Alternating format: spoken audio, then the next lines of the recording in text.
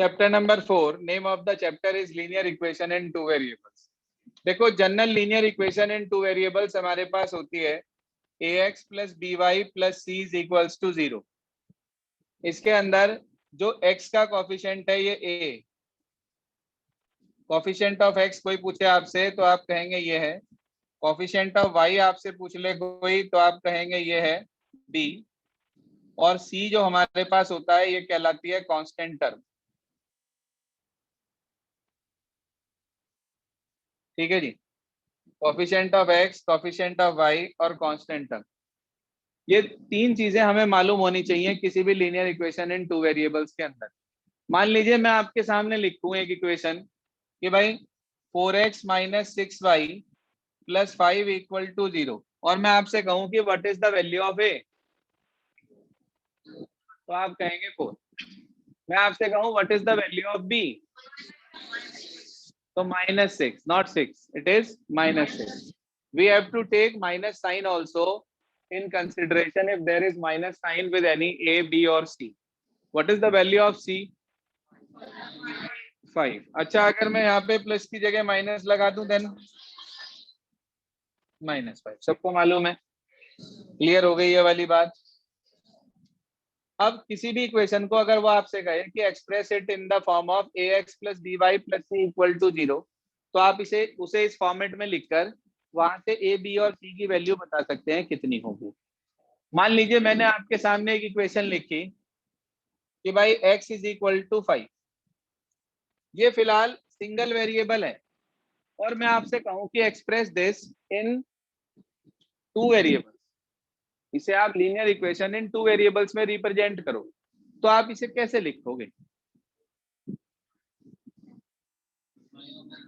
आप इसे लिखेंगे 1 into x plus 0 into y, और 5 को इधर ले आएंगे, -5 इक्वल टू कितना? 0। तो आपने देखा कि हमने इस इक्वेशन को linear equation in two variables में रिप्रेजेंट कर दिया। a कितना हो गया? b, c, तो ये आपके पास a, b, c की वैल्यू आ गई। If it is asked in the question, then you have to find out the value of a, b and c, and if it is not asked in the question, then no need to find out the value of a, b and c। बात समझ में आ गई सभी बच्चों को? कोई परेशानी? Sir group में 2 बच्चों का मैसेज आया सर लिंक के लिए। ग्रुप में 2 बच्चों का मैसेज आया लिंक के लिए, तो अच्छा होगा शुभम कि आप मुंह बंद करके पढ़ते रहो।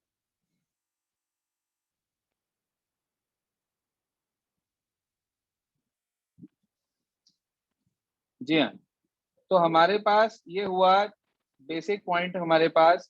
एक तो कि linear equation in two variables क्या होता है, क्लियर हो गया सभी को ये? और दूसरा ए, बी और सी की वैल्यू किस तरीके से फाइंड आउट करी जाती है, वो हमारे पास।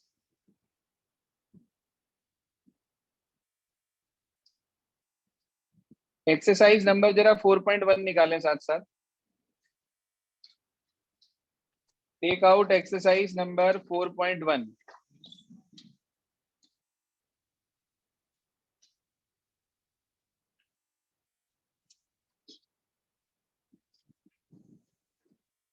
एक्सरसाइज नंबर 4.1 में आप ध्यान से देखें क्वेश्चन नंबर 1 की तरफ।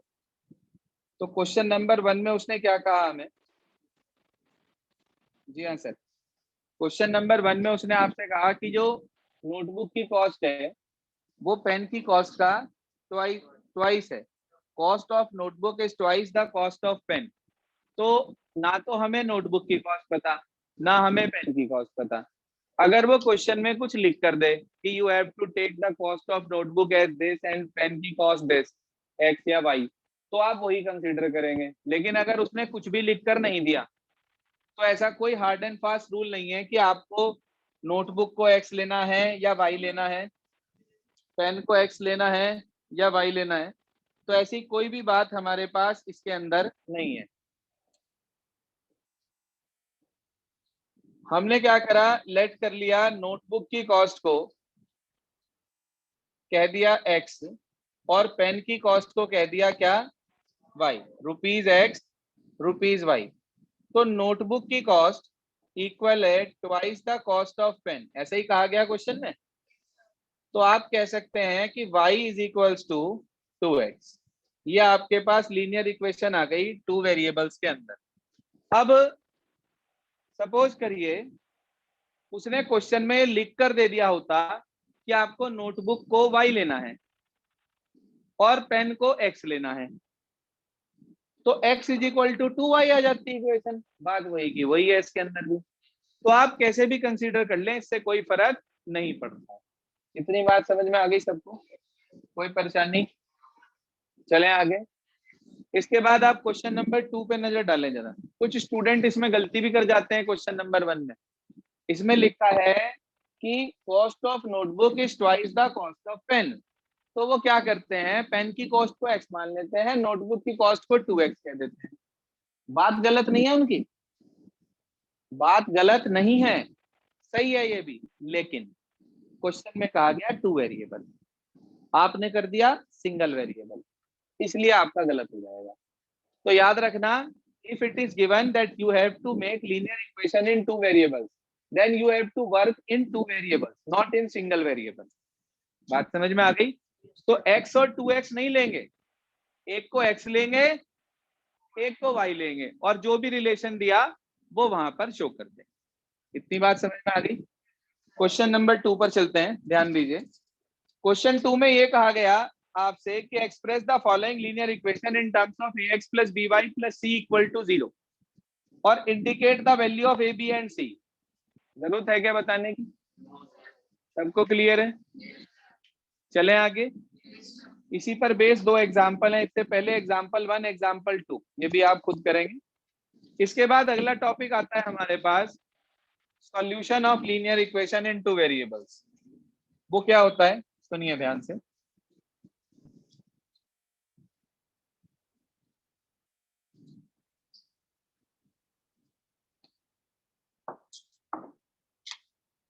टॉपिक है अगला solution of linear equation in two variables.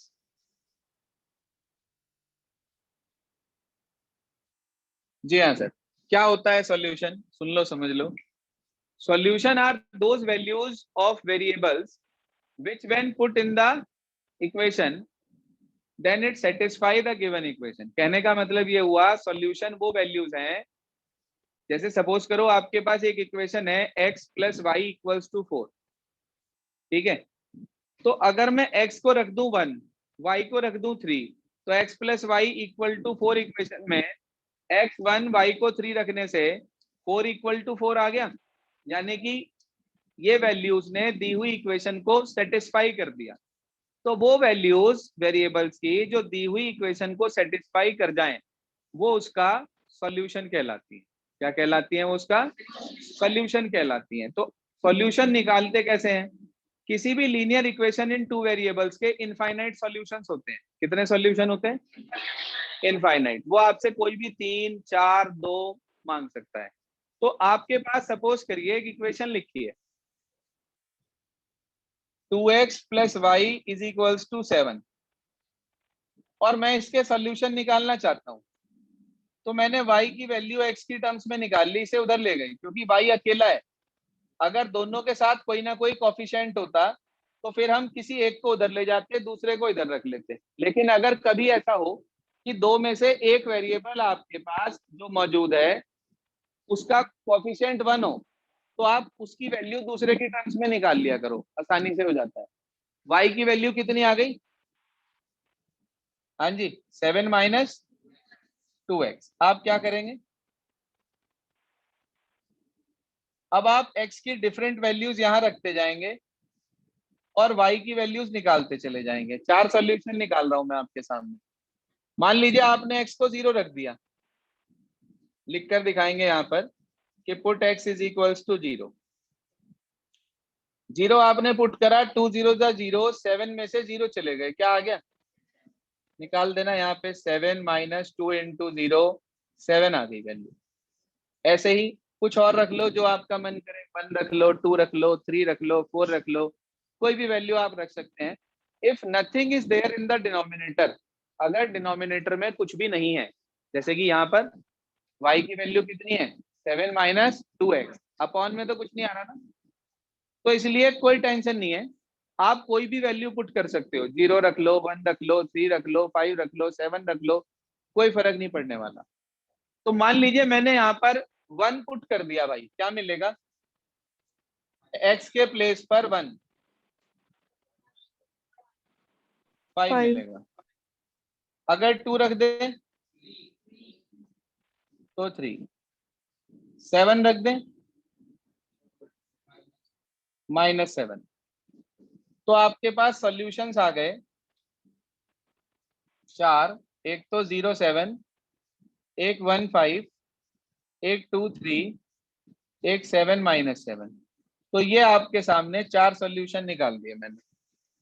Sir जरूरी नहीं है कि 4 ही होंगे, जितने पूछे उतने होंगे, क्योंकि किसी भी लीनियर इक्वेशन इन 2 वेरिएबल्स के अंदर कितने सॉल्यूशन होते हैं, इनफाइनाइट होते हैं। If it is asked in the question that you have to find out only 2, then you find 2. If it is asked you have to find 4, then you find out 4 solutions.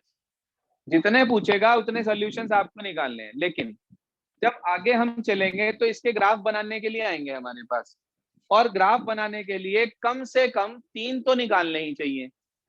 निकालने 4 चाहिए, लेकिन 3 तो minimum निकालो ही निकालो, क्योंकि 2 point अगर आपने निकाले और उन्हें प्लॉट करके लाइन बनाई, तो कोई भी 2 पॉइंट होंगे, चाहे वो गलत हो चाहे सही, लाइन तो बनेगी बनेगी। लेकिन अगर 3 पॉइंट निकाले और उसमें से एक गलत है, तो आपको पता चल जाएगा हाँ कहीं मिस्टेक हुई है। और 4 पॉइंट निकाल लेंगे और एक पॉइंट गलत है, तो आपको पता चल जाएगा भाई ये 3 स्ट्रेट लाइन में आ रहे हैं, ये वाला एक गलत है, इसका मतलब हमारा इस पॉइंट में कहीं मिस्टेक है, उसे रीचेक कर लेंगे आप। तो अच्छा है 4 निकाल लें, टाइम कम हो 3 निकाल लें।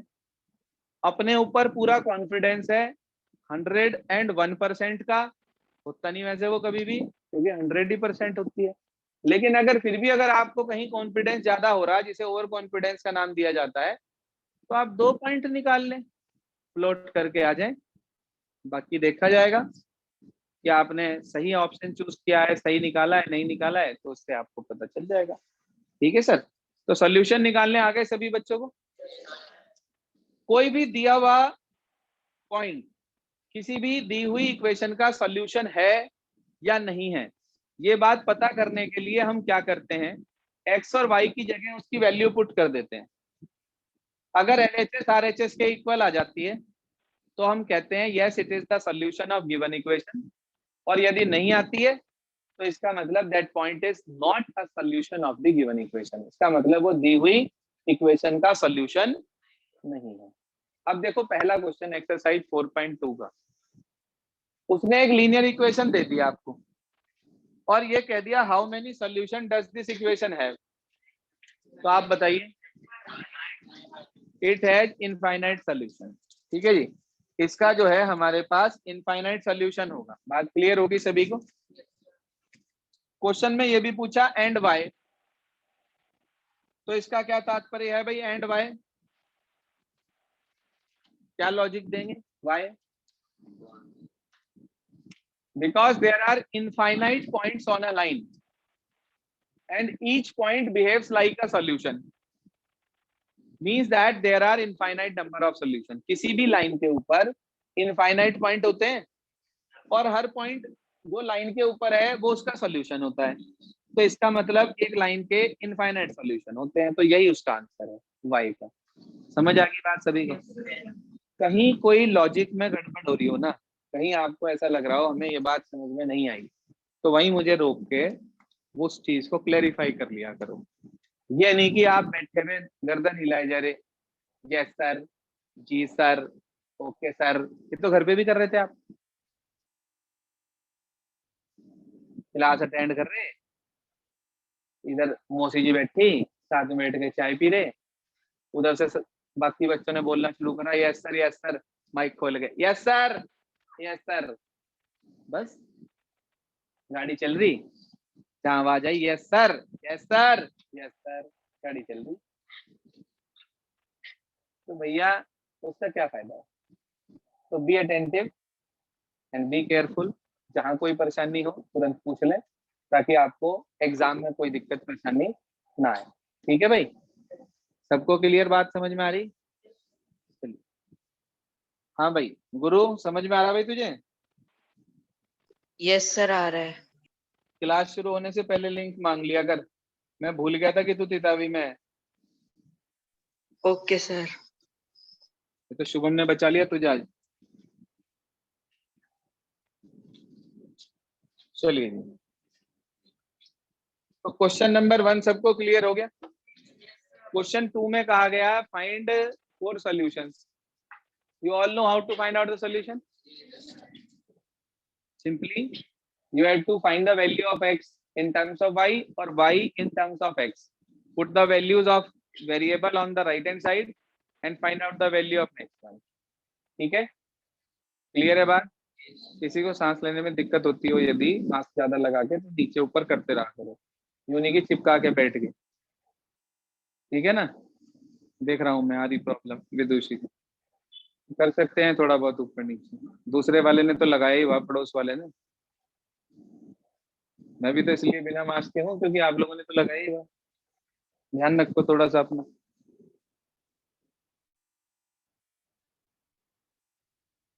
जी हाँ, तो क्वेश्चन नंबर 2 क्लियर हो गया सभी को? आगे चलते हैं क्वेश्चन नंबर 3। कह रहा है check which of the following are the solution of the given equation और नॉट। आपको एक इक्वेशन दे रखी है x minus 2y equals to 4। जी हाँ, x minus 2y equals to 4। आपको चेक करना है कि दिए हुए पॉइंट इसका सोल्यूशन है या नहीं है। भाई हमें नहीं पता है या नहीं है, हम तो जो x और y की वैल्यू दे रखी मित्तल साहब, उसे उठा के इक्वेशन में रख देंगे। अगर LHS RHS के इक्वल आ गई तो ये इसका सोल्यूशन है, और नहीं आई तो ये इसका सोल्यूशन नहीं है। बड़ा आसान सा काम है, छोटे बच्चों वाला खेल है, आज कर लेंगे सब। एक पॉइंट रख के दिखा देते हैं। पहला क्या है? 0,2। तो आपने लेफ्ट हैंड साइड नोट करी पहले LHS x माइनस 2y, इसमें लिख दिया put x is equal to 0, y is equal to कितना 2, रख दो भाई। 0 माइनस 2 इंटू 2 तो 0 माइनस 4, तो ये -4 आ गया। क्या राइट हैंड साइड के इक्वल है? तो आप लिख देंगे नॉट इक्वल टू RHS, ये नॉट इक्वल का साइन बना देंगे और लिख देंगे not equal to RHS। It implies, अगली लाइन में लिख देंगे कि 0,2 is not a solution of given equation. इसका मतलब 0,2 दी हुई इक्वेशन का सॉल्यूशन नहीं है। सब पॉइंट्स में ऐसे ही करना है। Simply you have to take the point, put the values of x and y according to the given coordinate. If LHS becomes equals to RHS, then we can say it is the solution. Otherwise, it is not a solution. Is this clear? Question number next. अगले में आपसे कह रहा है कि k की value निकालो, a की या k की जो भी दिया है, k की वैल्यू। और ये पॉइंट कह रहा है कि ये इसका सोल्यूशन है x2 y1। क्या करेंगे? अरे भाई सोल्यूशन है तो पुट कर देंगे ना, x को 2 रख देंगे, y को 1 रख देंगे, और आपको जो भी k की वैल्यू मिलेगी वो आंसर हो जाएगा। क्या आंसर आएगा? समझ आ गई बात सभी बच्चों को? 4.1 क्लियर, 4.2 क्लियर, 4.3 निकालिए।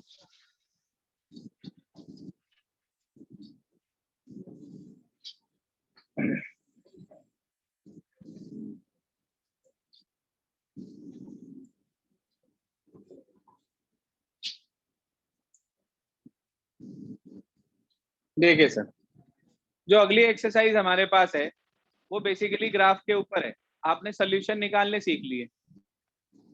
मान लीजिए आपने एक लाइन के 3 या 4 जितने भी सोल्यूशन निकाले, when you plot all that solutions on a graph paper, then you observe that each and every point of a linear equation lie in the same line. सारे पॉइंट्स कोलिनियर होंगे।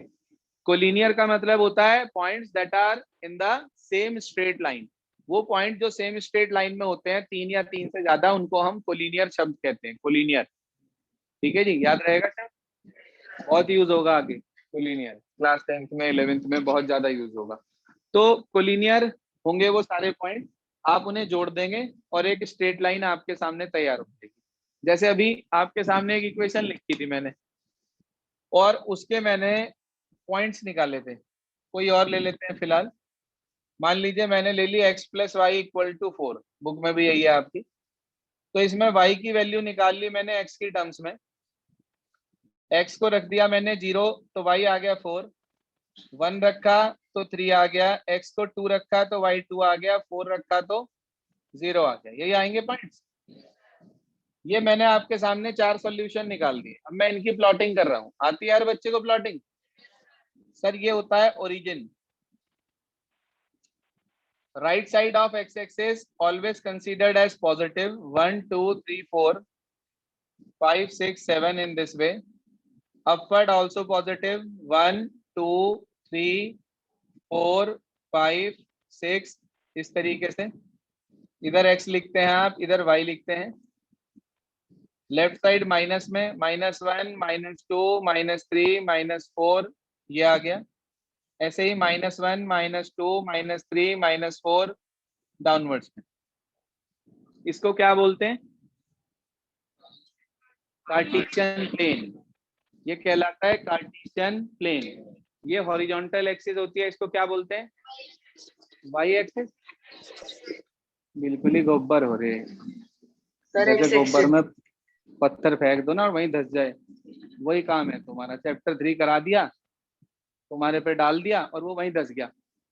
अब बाहर निकलने को कह रहे, कुछ आ ही नहीं रहा, फिर इसे वाई एक्सिस बता रहे। अरे भाई वाई ये है लिखा हुआ अभी तो इस पे, ये एक्स है। जहां दोनों कटते हैं वो पॉइंट क्या कहलाता है? ओरिजिन। ये जो दो लाइंस हमारे पास होती हैं ये पूरे कार्टेशियन प्लेन के 4 हिस्से कर देती हैं और वो चारों को क्या कहते हैं?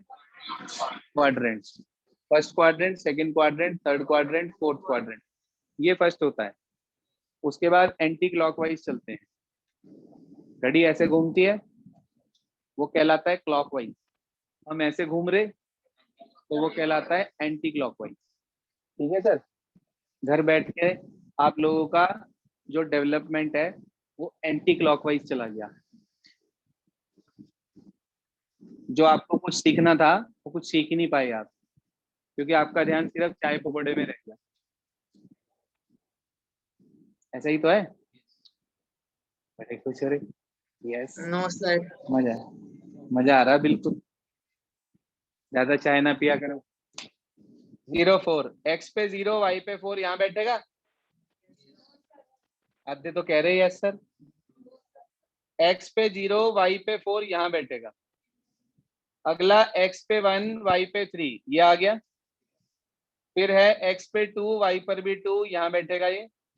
उससे अगला पॉइंट है x पे 4 y पे 0 तो ये आ गया। when you join all these 4 points then you will get a straight line। इसके ऊपर कोऑर्डिनेट लिखते हैं 0 4 1 3 2 2 4 0। लाइन पे लाइन की इक्वेशन लिखते हैं x plus y equals to 4 और यहाँ पर स्केल लिखते हैं कि हमने 1 सेंटीमीटर को 1 यूनिट लिया है और अगर कहीं चेंज करते हैं तो बताते हैं कि x पे इतना है और y पे इतना है। और अगर कहीं कोई चेंज नहीं कर रहे हो, 1 को 1 ही ले रहे हो, तो सिंपल लिख सकते हो कि scale 1 centimetre equals to 1 unit. काम खत्म, दोनों इसी में इंक्लूड होगी। ये आपके पास कंप्लीट ग्राफ हो गया। आप ध्यान से देखो, क्वेश्चन नंबर 1 में यही कहा गया आपसे। चेक कर लीजिए एक बार। क्लियर है सभी को? हो जाएंगे सारे। क्वेश्चन 2 पे लिख लीजिए मोस्ट इंपॉर्टेंट। क्वेश्चन 2 पे लिख लीजिए मोस्ट इंपॉर्टेंट और 4 पे लिख लीजिए AHD। बहुत ही धांसू सवाल है, इतना धांसू कि निकल जाए आंसू। लिख लें इस पे भी, ये भी मोस्ट इंपॉर्टेंट है। AHD मतलब आया ही धरा, जत्ते ही करना है एग्जाम में। ठीक है जी। लेकिन अब तो MCQ वाले एग्जाम है तो उसमें भी पूछा जा सकता है कि आपको ये डाटा दे दिया जाएगा और आपसे कहेगा कि विच of the following is the linear equation for the above condition. आपको 4 इक्वेशन दे दी जाएंगी। आपको चेक करना होगा कि इसमें से जो क्वेश्चंस में कंडीशंस दी हैं उसके अकॉर्डिंग कौन सी इक्वेशन हमारी सेटिस्फाई कर रही है। तो आप इक्वेशन निकालिए अपने आप और चेक करिए वो कौन से ऑप्शन में है, वो ठीक हो जाएगा आपको। समझ आ रही बात? हर क्वेश्चन को एमसीक्यू में कन्वर्ट किया जा सकता है, हर क्वेश्चन को, जितने भी आपकी किताब में है। ठीक है जी। तो इसलिए बेसिक सारा क्लियर होना चाहिए ताकि आपको कोई परेशानी ना आए। तो मैं समझता हूँ क्वेश्चन 1 क्लियर। क्वेश्चन नंबर 2 देखिए क्या कहता है। क्वेश्चन 2 में आपसे ये कहा कि दो इक्वेशन लिखनी है आपको जो कि पॉइंट 2,14 से पास हो, और ऐसी कितनी और इक्वेशन हो सकती हैं।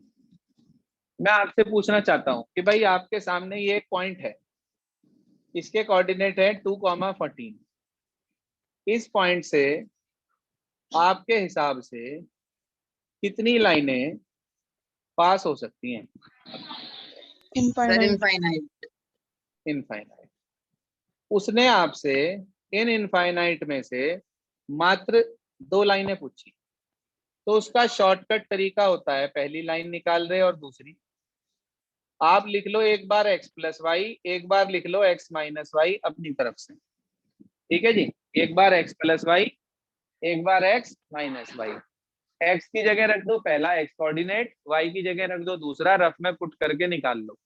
तो x को रखूं यदि 2, y को रखूं 14, तो x प्लस वाई कितना हो गया? 6। तो ये तो आ गई पहली इक्वेशन। दूसरी इक्वेशन, x को रख दिया 2, y को रख दिया 14, 2 माइनस 14 -12, ये आंसर हो गया। आप कहो नहीं नहीं हमें नहीं अच्छी लग रही है दोनों, हम तो अपनी मर्जी से लिखेंगे जो हमारा जी कर रहा। तो रोक सके आपको कोई? कोई भी नहीं रोक सकता, है कि नहीं? रोक ही नहीं सकता आपको कोई। मर्जी आपकी, आपका मन कर रहा है मैं तो 2x प्लस वाई लिखूंगा या लिखूंगी, लिख लो। जो भी बैठेगा इक्वल में इसमें पुट करके निकाल लो। x को 2 रख दो, y को 14। x 2 रखा 2 2 जा 4, y रखा 14, तो 4 प्लस 14 कितना हो गया? 18। ये आ गई। आप कहो नहीं नहीं हम ये भी नहीं रख रहे, हम तो कुछ और रखेंगे। बताओ आप क्या रखना चाह रहे? जो भी आपका जी करे अपने आप लिखते रहियो घर जाके। बताओ क्या? चल 10 लिख लेना चाहे 50, मैं क्या रोक रहा आपको? जब कोई रोक ही नहीं सकता तो मैं कौन रोकने वाला, है कि नहीं? मैं तो एक ही बार मुंह तोड़ूंगा आपका अगर एग्जाम में गलत कर आए तो। ठीक है नहीं, भगा दूंगा यहाँ से। जिसके नंबर कम आए उसे यहाँ से बिल्कुल भगा दूंगा, और जिसके पूरे नंबर आए उसे 1 महीने की फीस का वेवर, उसकी 1 महीने की पूरी फीस माफ, जिसके पूरे नंबर आए। अगर आपके ऑफलाइन पेपर में 40 नंबर के पेपर में 40 में से 40 आ गए तो पूरी 1 महीने की फीस छोड़ दूंगा। ठीक है? ठीक भाई? कह रहा मेरी तो छूट नहीं सकती, मेरे से तो आप एडवांस ही ले लो। ऑनलाइन में अगर आप ऐसा कहते तो फिर तो मैं 3 महीने की भी छुड़वा लेता है भाई अद्रित। बुरा तो नहीं मान रहा, और मान भी ले तो मेरा क्या वाड़ लगा। चलो छोड़ो, मजाक कर रही है। तो क्या पता ले आए लड़का इस बार, ड्राइंग भी तो करी रहा। देखो पूरी पूरी ड्राइंग कर रहा आजकल, कर नहीं रहा ड्राइंग। ये जो ड्राइंग चलती है ना जब, तो या तो हमें गुस्सा आ रहा होता है, हम अपने इमोशंस छुपा रहे होते हैं, या फिर कहीं ना कहीं हमें लगता है कि यार क्या यार बेइज्जती कर दी। तो वो इमोशंस एक्सप्रेस करने का तरीका होता है ये। तो दोनों में से कोई ना कोई बात होती है इनर फीलिंग्स के अंदर। अब वो यही बता सकता है कि क्या चल रहा था। क्या है? कुछ नहीं, वो मेरा जीवन कोरा कागज कोरा ही रह गया है। चलो कोई बात नहीं। जी हाँ, तो भाई 4.3 क्वेश्चन नंबर पहला क्लियर, दूसरा क्लियर। दूसरे में उसने एक बात और पूछी, how many more lines are there? Then you can say there are infinite number of lines because through a point infinite lines can pass, that's why we can say there are infinite number of lines. इसके बाद आगे चलते हैं, question number 3 है उसमें बोला कि एक पॉइंट है, ये किसी लाइन के ग्राफ के ऊपर है, ई की वैल्यू निकालनी है। भाई कोई पॉइंट किसी लाइन के ऊपर है या उसके लाइन के ग्राफ के ऊपर है, बात तो एक ही है। भाई कान इधर वाला पकड़ लो या घुमा के पकड़ लो, पकड़ा तो कान नहीं जा रहा। इतनी बात यह है, लैंग्वेज को ट्विस्ट कर रखा है सिर्फ।